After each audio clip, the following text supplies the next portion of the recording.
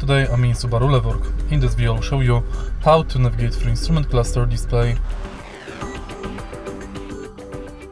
In the beginning, let's take a look at the instrument cluster. We are going to navigate through it via these three buttons.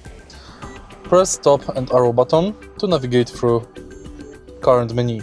Press and hold eyesight button to go to main menu. Right here you can find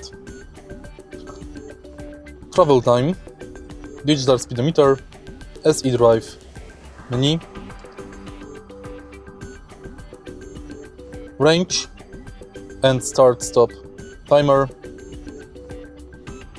and you can go to menu.